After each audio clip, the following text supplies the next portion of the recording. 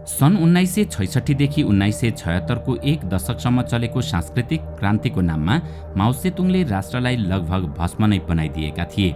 चीनमा गरिबी यति बढेको थियो कि अधिकांश चिनियाहरू भोक र त्रासले वन जङ्गलबाट कन्दमूल, झारपात, मुसा, भ्यागुता, सर्प, चमेरा ल्याएर खान्थे।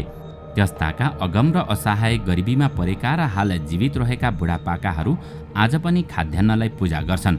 पुरानै लुगाफाटा, जुत्ता आदिमा आफैलाई सिँगार्छन् र बितेका ती दिनहरूमा कसरी भोकै नाङ्गै बसेका थिए आफ्ना दर्दनाक पीडाहरूका गाथाहरू नयाँ पुस्तालाई सुनाउँछन्। दर्शकवृन्द, आउनुहोस् आजको यस श्रृङ्खलामा हामी कसरी मात्र 50 वर्षमा चीन गरिबी उन्मूलनको अवस्थामा पुग्न सफल भयो, आज हामी यसैको बारेमा चर्चा गर्नेछौँ। एक दशकपछि सन् 1976 माओ सेतुङको हिंसात्मक सांस्कृतिक क्रान्ति समाप्त हुँदा चीनमा कुल जनसङ्ख्याको 30% भन्दा बढी मानिसहरू गरिबीमा डुबेका थिए। लगभग 30 करोडले एक छाकमा नै दिनरात बिताउँथे। तर आज यो त्यही चीन हो जसले 50 वर्षको अवधिमा निकै फराकिलो छलाङ मारेको छ। आज यो देशमा केवल लाखको सङ्ख्यामा गरिबहरू रहेका छन्।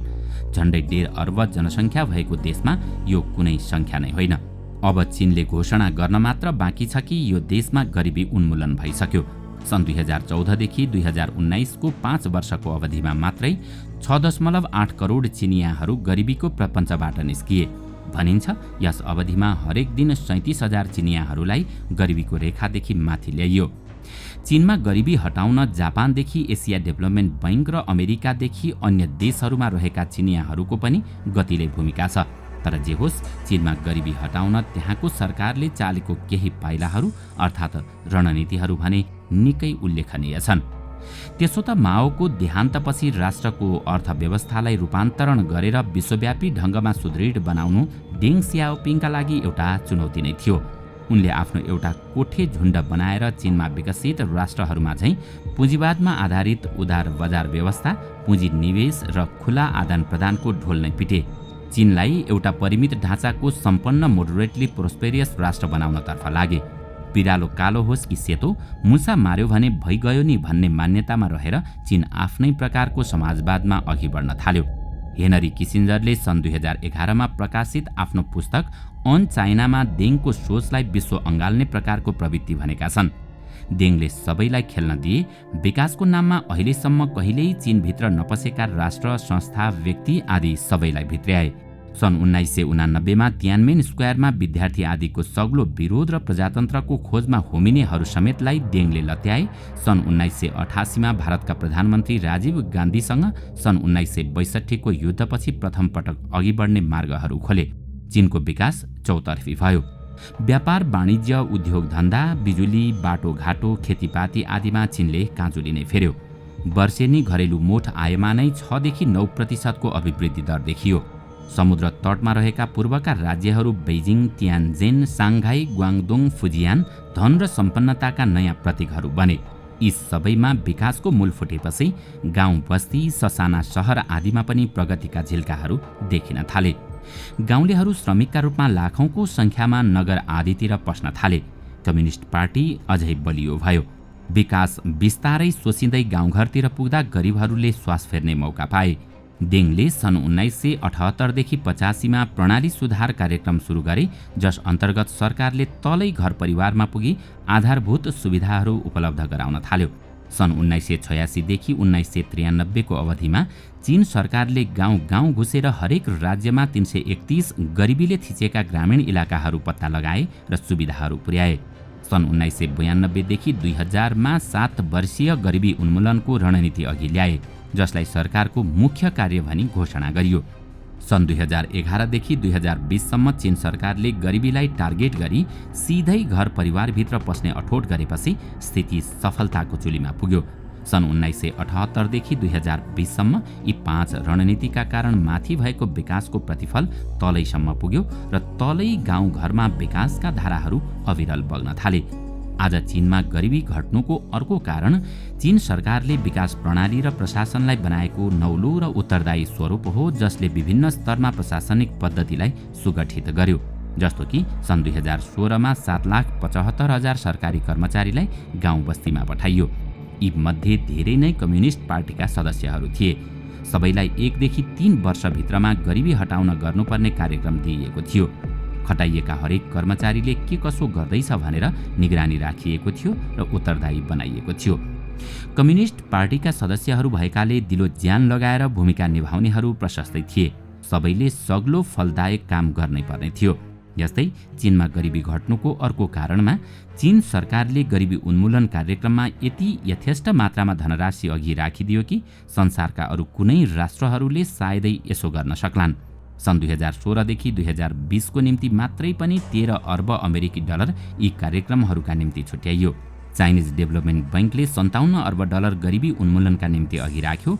यति विशाल रकम गाउँघरमा पुर्याउन स्थानीय कम्युनिस्ट पार्टीका इकाइहरूलाई पनि खटाइयो। भ्रष्टाचार रोक्न अझै कठोर कानुन बनाइयो। यही 4 वर्षमा नै 60,000 भन्दा बढी भ्रष्टाचारमा संलग्न व्यक्ति संस्थाहरूलाई कठोर सजाय दिइयो। मतलब कानुन यति कठोर थियो कि त्यहाँ कुनै न्यायालय र कचहरी आवश्यकतै थिएन। भ्रष्टाचार गरेको देखेर सबुत पाएमा सिधै झ्यालखानमा थुनिन्थ्यो र पगडिएका यी सबै भ्रष्टाचारीले लुछेको रकम चीन सरकारले फिर्ता लिन सुरु गरेपछि स्थिति निकै सप्रियो। त्यसो त चीनमा गरिबी घट्नुको कारण यो पनि हो कि चीनका प्रमुख नेताले नै गरिबी उन्मूलनमा आफूलाई होमिदिए। डेङ सियाओपिङदेखि अहिलेको सी जिङपिङसम्मै पूर्ण एकाग्रता देखाउँदै गरिबी हटाउने होडबाजीमा लागे। सीले कतिपय नौलो मार्गदर्शन गरे। उनी भन्ने गर्थे, गरिबी उन्मूलनको प्रथम खुड्किलो नै गरिबले म अब गरिबीबाट निस्कन्छु भन्ने सोच राख्नु, आँट गर्नु र त्यसै दिशातर्फ लाग्नु हो। उनको यस्तो मन्तव्यले हरेक चिनियालाई छोयो र तिनले दृढ संकल्पका साथ सरकारी सुविधाका फाइदा उठाउन थाले। सीले यो पनि भने कि चराका कमजोर बच्चाहरू नै छिटो उड्छन्, त्यसैले हामी उड्ने पंखाहरू दिन्छौँ, तिमीहरू उडिहाल। सन्देश प्रत्यक्ष थियो कि तिमीहरू गरिबीबाट मुक्त हुनलाई अरूको आडमा मात्रै नबस, आफै उड अनि आकाश चुम्नपट्टि लाग।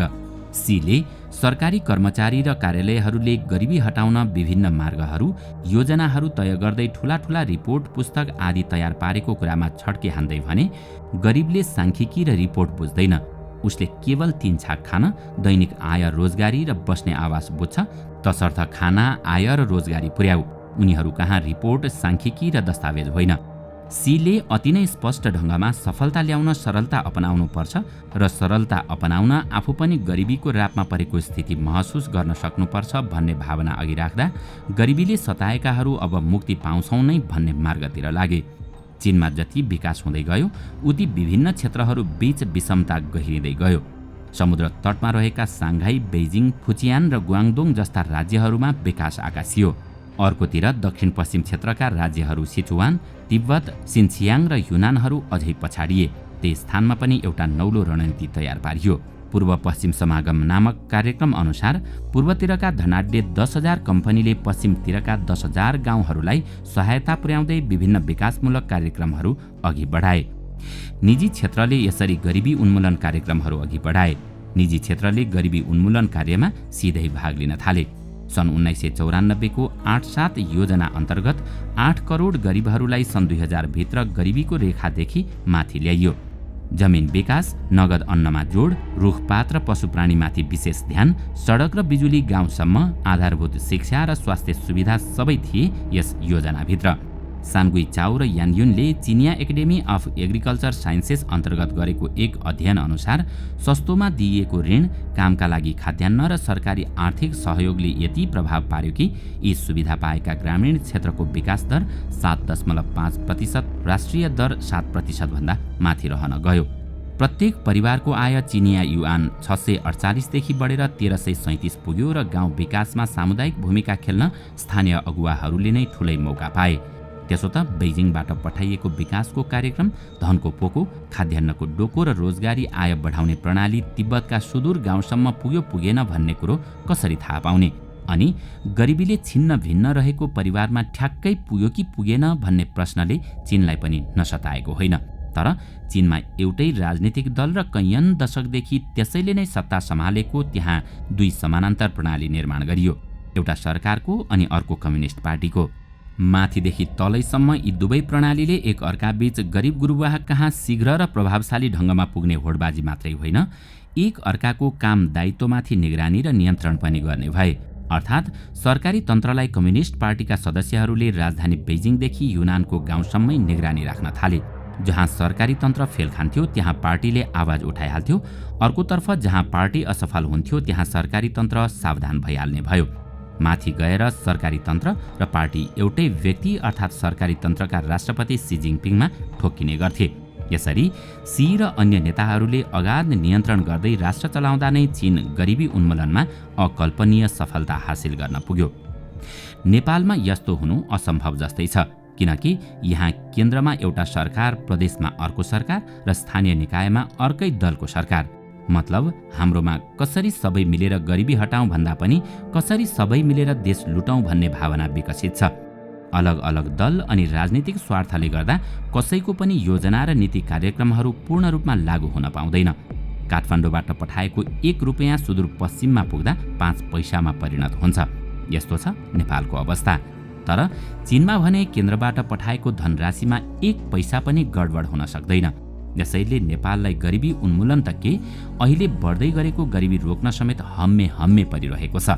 यहाँ कार्यक्रम र धनराशिको अभाव होइन, मुख्य समस्या त कटिबद्धता अनि तलसम्म पुग्ने पाइपलाइन र डेलिभरी गर्ने संस्थाहरूमा निगरानी र नियन्त्रण गर्नै कठिन हुने गर्छ। वास्तवमा भन्ने हो भने प्रजातन्त्र नै नभएको चीनमा प्रजासँग तन्त्र चाहिँ निश्चय पनि डराउने गर्छ। त्यसैले आजसम्म पनि चीनमा कम्युनिस्ट पार्टी बाँचिरहेको छ।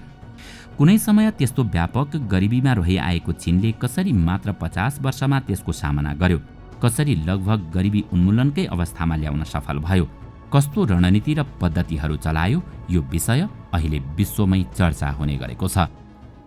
दर्शकवृन्द, आजको श्रृङ्खला तपाईलाई कस्तो लाग्यो हामीलाई कमेन्टमा अवश्य बताउनुहोला। साथै आजको श्रृङ्खला तपाईलाई राम्रो लाग्यो भने लाइक तथा सेयर गरी हाम्रो च्यानललाई सब्स्क्राइब गर्न नभुल्नुहोला र साथमा रहेको बेल आइकन पनि थिच्नुहोस् ताकि हामीले अपलोड गर्ने नयाँ भिडियोको जानकारी सबैभन्दा पहिला तपाईलाई प्राप्त होस्। आजका लागि यति नै। अर्को भिडियोमा अझै रोचक तथ्य लिएर आउने नै छौँ। तबसम्मका लागि बिदा दिनुहोस्। नमस्कार।